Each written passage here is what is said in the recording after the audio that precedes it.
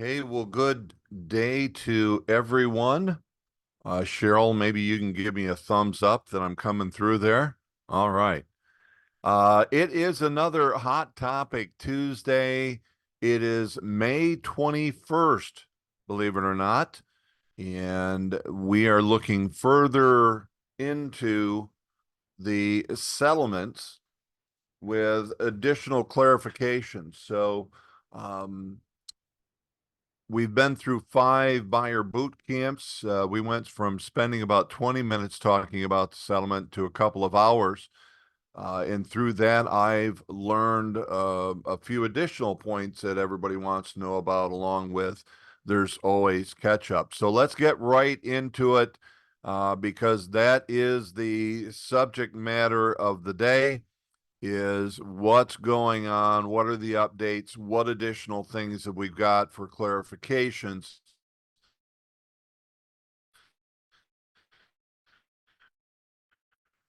regarding still the confusion, then we get fear, and fear unchecked leads to panic. And if we what we want to do is kind of remove all of those by getting ourselves educated. So some key points that we need to remember regarding the settlements. And let's keep it simple. KISS principle. Here's the biggies to the changes. There is no advertising of compensation from a listing broker in the MLS. Can't have anything tied to it. We can't post anything in documents. We can't post it with disclosures, anything of that nature. I'll give some additional clarification to that in a few moments here. The other part that we know, and by the way, as I put these down here, I want you to notice they're in quotes.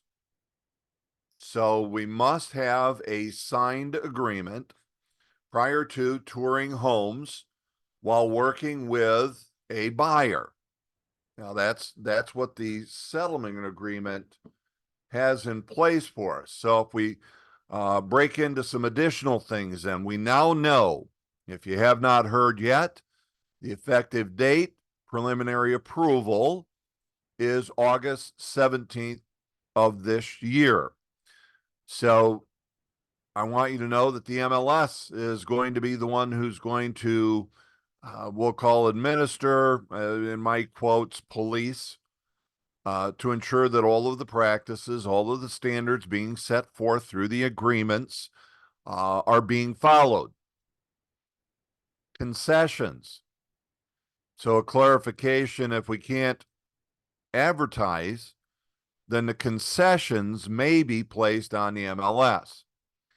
Now, will seller concessions be communicated in the MLS, be binding on the seller? And the answer is no. So if we put it out there that, yes, the seller's willing to pay concessions, the reason it can be done is they're not binding. So like everything else placed into the MLS and how we're advertising or marketing, those are not binding, nor are concessions that may be offered. So that being the situation, they're not binding until it's on the contract, an agreement between the buyer and the seller. So we'll want to keep that simple. It's a purchase agreement. If it's on the purchase agreement, buyer and seller have a fully executed meeting of the minds purchase agreement, then whatever they agreed to would be binding. Now, the only question is will the MLSs that we're involved with actually put it on the MLS? There's things that still need to be considered, legal counsel to be providing guidance to the MLS and so on. Here's what we do know. They may place that a yes or no, concessions, yes or no. They may do that. They may even put the amount of what a seller would offer as concessions. To my understanding, they still, or we still cannot place on the MLS that the concessions would be earmarked for a buyer broker compensation. So the question becomes is whether or not the MLSs, one, will place a concession with a yes or no on it. Two, will they place the amount if? That's going to be entirely up to the MLS. I can tell you with my conversation yesterday with the, what's the word? Anyway, he represents the North Oakland County Board of Realtors membership on the RealComp board.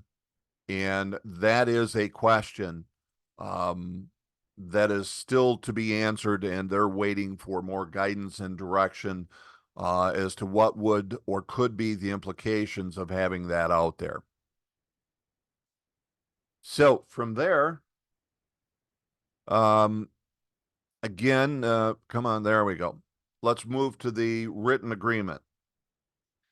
So it states that there must be a written agreement. So what must this written agreement include? Well, it's got to be specific and conspicuous disclosure of the amount or rate of the compensation that we as a realtor will be determining and agreeing to with the buyer. We need to know that the amount of compensation is a matter that is objectively ascertainable and not open-ended, meaning it's got to be 3%.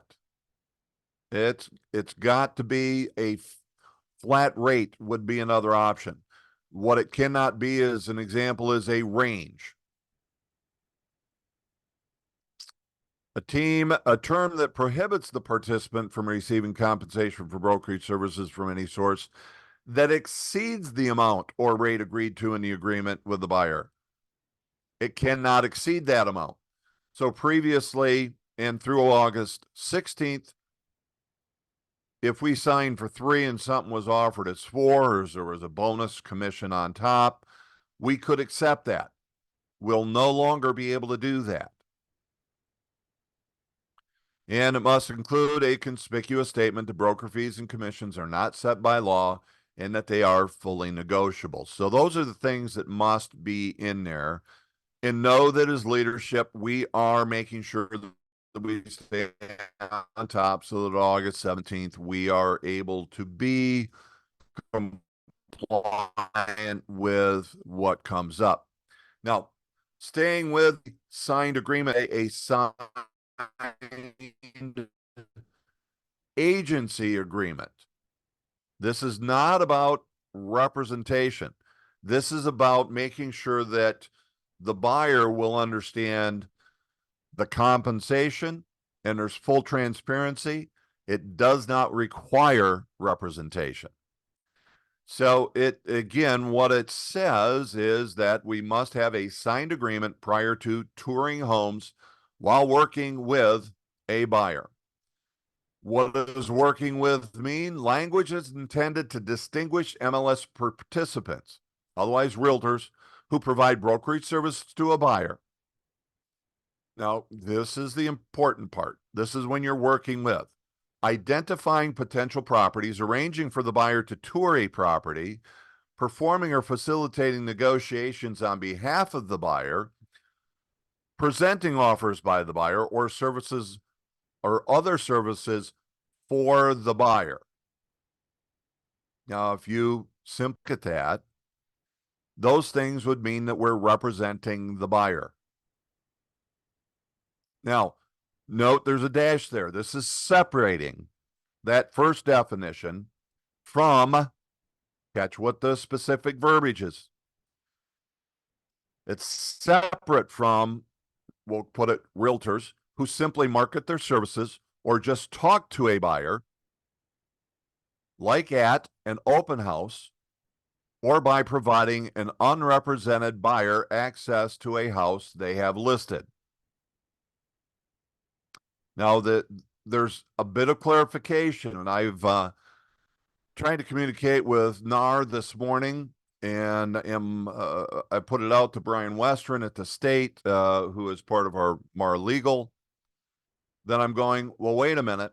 give me clarification because there's a key part to this. Like at an open house or by providing an unrepresented buyer access to a house they have listed. This doesn't give very much clarity for a company like ours that practices designated agency. So what if Cheryl Henge has a house listed and I hold it open for Cheryl?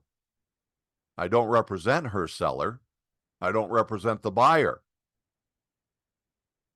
So I'm searching for clarification for that situation, for us holding an open house on one which is not our listing, or for a, we'll call it call-in on one of our company listings. As soon as I can get that clarification, I'll let you guys know. But if we are not representing the buyer, it's an unrepresented buyer on our listing, a written agreement with the buyer is not required because we are not working with or for the buyer. As a dual agent, obviously, you're a dual agent. You're working with / for the buyer, and obviously the seller also. Therefore, well, let's face it, guys. We all know if we're working for the buyer, and this is the silly part, we always should have had 2 documents signed, the first one being an agency disclosure, and the second one being a buyer representation contract. Okay? So in the case of we're working with, quote, now for the buyer, then yes, we'll always have those 2 documents. Now, the other part to that is that, let's see, written buyer agreements are required before a buyer tours a home for sale listed on the MLS. So touring a home means when the buyer and or MLS participant or other agent at the direction of the MLS participant, and this is a key, and I think this is where the clarification is at, but I want to know that I know that I know. Let me read that again. Touring a home means when a buyer and or MLS participant or other agent at the direction of the MLS participant working with the buyer enter the house. This includes when the MLS participant or other agent at the direction of the MLS participant working with the buyer enters the home to provide a live virtual tour. So if we're doing a pull up the phone and I got somebody on and I'm going to show them, isn't that neat how that just goes? Anyway, you got it. If I'm doing a tour for them on the phone, well, got to have a signed agreement. So a home, this is another part. A home means a residential property consisting of not less than 1 nor more than 4 residential dwelling units. So what we're talking about is if you've got commercial property or vacant land, it is not required because it states touring a home, with the definition of a home being a residential property consisting of not less than 1 nor more than 4 residential dwelling units. So if you've got a complex, a building that has 5 or more units, that is considered commercial property, and you would not need this. Let me get in some FAQs that came up for me in the past few weeks. So the first one was, if an MLS participant hosts an open house or provides access to a property on behalf of the seller only.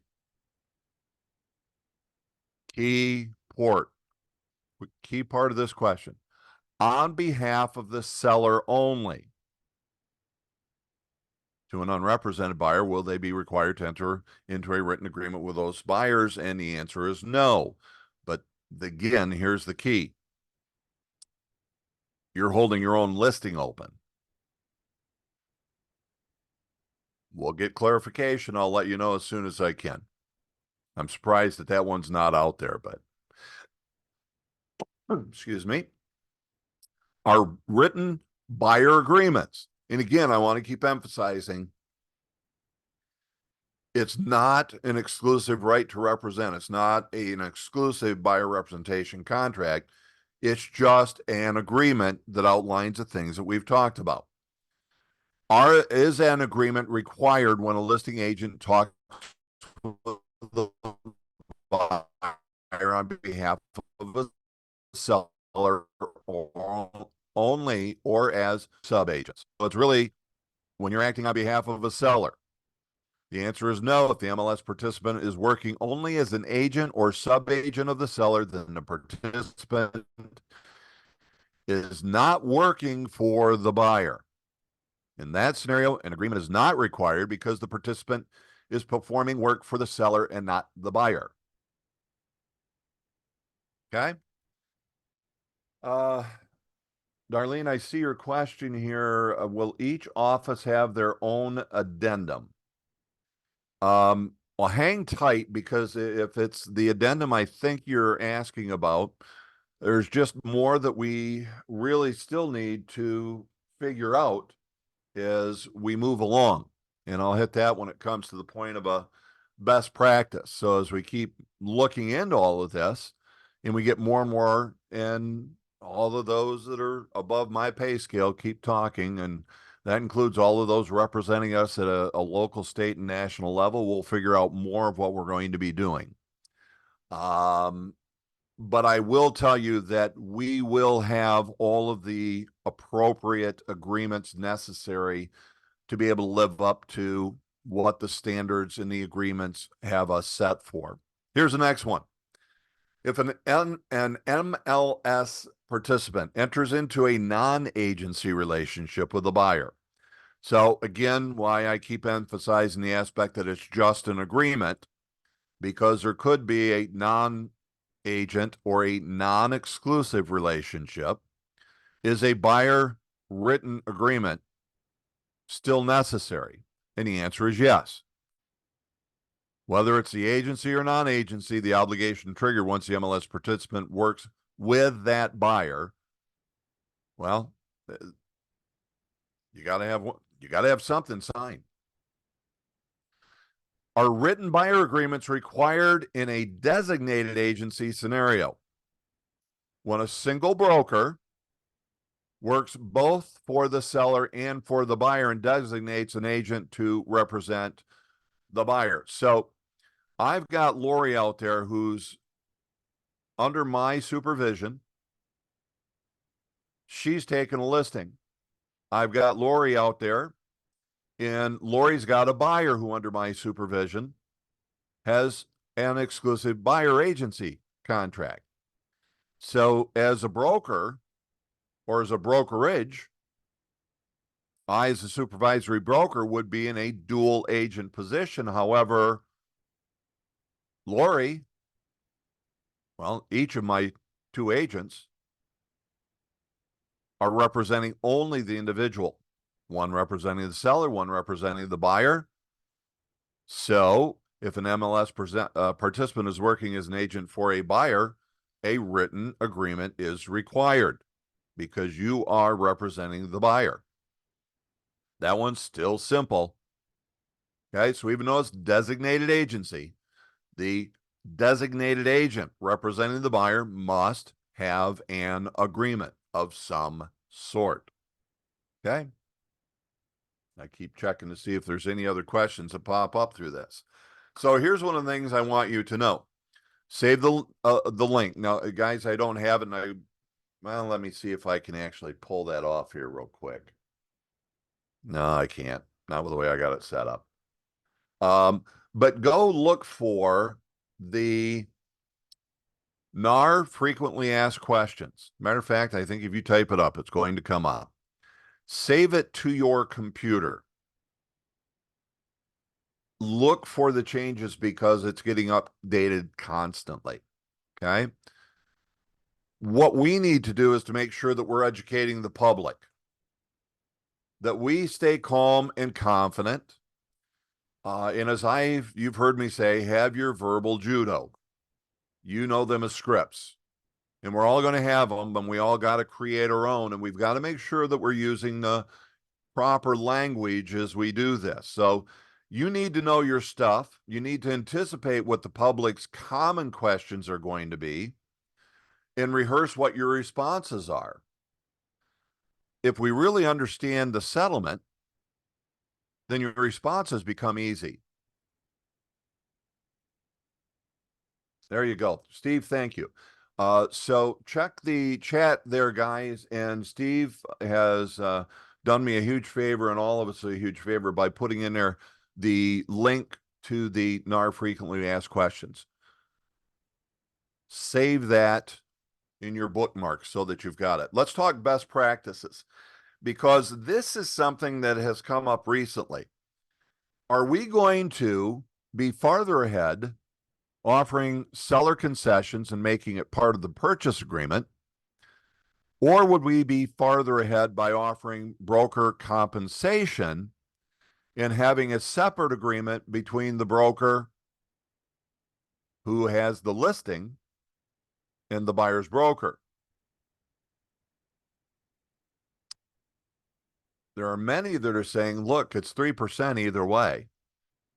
And I think that's the key that we want to know. So when it comes to our marketing strategy, thinking with that question, if a seller is offering 3% concession for the buyer's broker, although we can't earmark that, if it's advertised, will we be farther ahead having the buyer add it to the purchase agreement as a seller concession? Or would it be farther ahead having a broker compensation? As of this day, May 21st, 2024, there's not an answer to that one, but it's food for thought. Here's another best practice. Have patience. I was just speaking yesterday again with the MAR, well, let me rephrase that, the North Oakland County Board representative to Realcom, and with the NACBOR president. Both of them emphasize patience because the board, and I'm going to assume most boards, and Realcom are exercising patience. They'll be ready, but they're saying be patient. We're constantly getting clarifications to all the things that we need to do, and that includes paperwork. And that's where we're asking for patience with even MAR, because that's really where most of our direction and guidance is going to come from, with clarifications as they continue. So how do we go about getting people to sign an agreement? Treat it, let me tell you what I put on the screen here. Do what you do with a seller. Before you start promoting and marketing, advertising, doing all these things for a seller, you start out with a simple appointment, and it's for a job interview. So you're going to really work on converting inquiries into job interviews, these consultations with the buyer, because why would anybody sign anything until they like you, trust you, respect you? And how do we get somebody to like us, trust us, respect us? We've got to bring out our value. And once they see the value, it's at that point where we could anticipate that they would be willing to sign an exclusive buyer agency agreement and be more than happy to be committed to have to pay you. So a couple of words that I want you to write down as a best practice. One is transparency.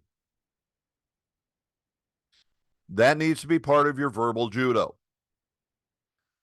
All of what's come out of this is about the transparency in working with buyers and sellers as to how our compensation works. So that would be another one I want you to write down. Compensation. Compensation. It's already part of our agreements. It is compensation.